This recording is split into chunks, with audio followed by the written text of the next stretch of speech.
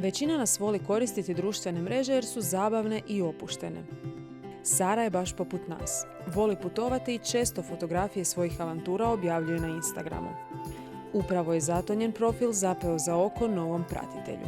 Sara ne poznaje Brunu, ali ipak krši prvo pravilo sigurnog ponašanja na društvenim mrežama i ulazi u komunikaciju s njime jer joj se čini baš simpatičan.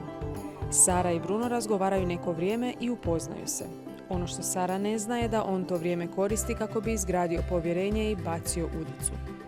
Sara zna da ponuda zvuči predobro da bi bila istinita, ali ipak ne može odoljeti i pristaje. Ponovno zanemaruje pravila i šalje sliku putovnice, a zatim na nepoznati račun uplaćuje novac.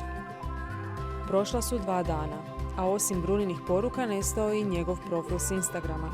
Sara je shvatila da se ipak radi o prevari. Sari je ovo bila velika lekcija i potrudit će se da se ne ponovi.